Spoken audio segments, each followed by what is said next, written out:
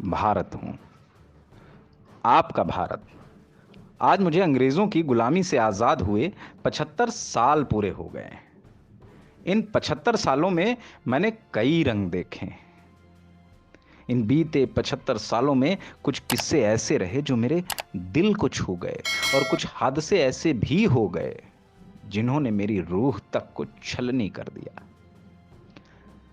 मैं कितना बताऊं अपने बारे में, कहां से शुरू करूं, समझ में नहीं आता।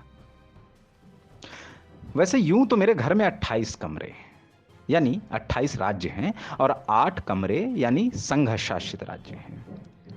उत्तर में कश्मीर में हिमालय की ऊंची ऊंची चोटियों से लेकर दक्षिण में कन्याकुमारी तक, और पूर्व में प्रकृति की हसीन वादियों से लेकर पश्चिम में द्वारिकापुरी तक मेरे घर की कुल सीमा यानी क्षेत्रफल 32,87,000 किलोमीटर स्क्वायर है।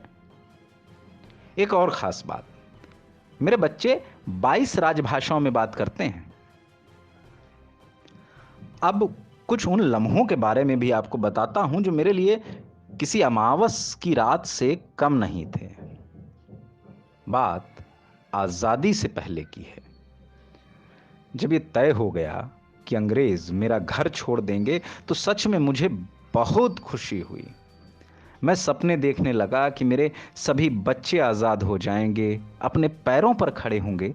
1857 से लेकर 90 साल तक मेरे जिन बच्चों ने मेरी आजादी के लिए कुर्बानियां दी वे जाया नहीं जाएंगी।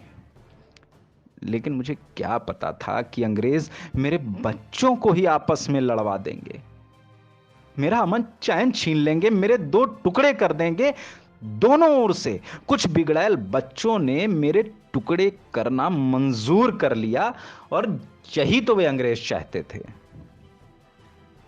कल तक जो साथ साथ रहते थे, मेरी आजादी के लिए साथ साथ लड़े, वे अब आपस में लड़ रहे थे। मुझे ही काट कर अलग घर बना दिया, जिसका नाम रखा पाकिस्तान। वो महीना था अगस्त का, और 10 दिन बीत चुके थे। सब कुछ बड़ी तेजी से बदल रहा था।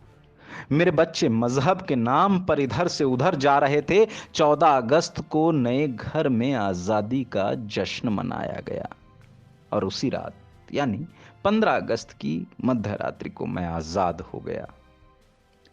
लेकिन इस बंटवारे में मेरे लाखों बच्चे मारे गए। दंगों की आग मेरे घर के हर कमरे में धधकने लगी। मेरी बच्चियों की अस्मत लूटी गई। बचते बचाते मेरे ही घर में मेरे ही लाखों बच्चे शरणार्थी बन गए। लेकिन फिर धीरे धीरे मेरे बच्चों ने मुझे फिर से आजाद खड़ा करने में अपनी पूरी ताकत झोंक दी।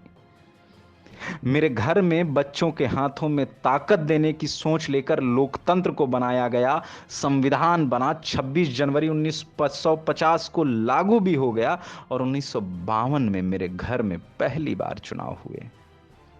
लेकिन एक बात का मुझे बहुत गर्व है, मेरे बच्चों ने लगातार विश्व के मानचित्र पर मेरी शान, मेरी आन, मेरा सम्मान बनाए रखा। मुझे मेरे बच्चों ने कभी नीचे नहीं झुकने दिया। साल दर साल मेरे बच्चों ने विज्ञान, शिक्षा, संसाधन, अनुसंधान, रक्षा, परमाणु, स्वास्थ्य, चिकित्सा, कृषि, खेलकूद सभी में मेरा मान ऊंचा रखा, और लगातार बढ़ाते ही रहे।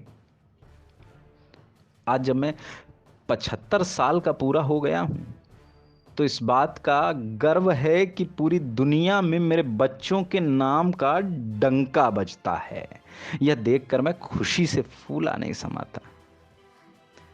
इतना ही नहीं, जब कभी दुश्मनों ने गलत नियत से मेरी और आंख भी तरेरी, तो मेरे बच्चों ने उनके दीदे नोचने में भी कोई वक्त नहीं लगाया। आज मेरे पास सब कुछ है, मेरे बच्चे भी आपस में मिलजुल कर रहते हैं।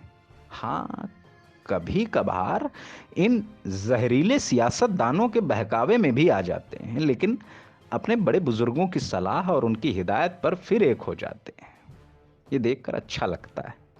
लेकिन फिर भी मेरे बच्चों, आज जिस तिरंगे को लेकर तुम खुशियां मना रहे हो, कभी इस पर आपसी नफरत के चलते किसी के खून के छींटे न पड़ने देना, हमेशा मिलकर रहना, कभी मजहब के नाम पर न लड़ना, क्योंकि लड़ते तुम हो और तकलीफ मुझे होती है। दुनिया में मेरी पहचान तुमसे है, इसलिए अपने अंदर का इंसान जिंदा रखना। बस इतना ही कहना था। बाकी हमेशा खुश रहो, आबाद रहो और यूं ही पूरी दुनिया में नाम रोशन करो। ऊपर वाला तुम्हारी रक्षा करे, तुम्हें बरकत दे।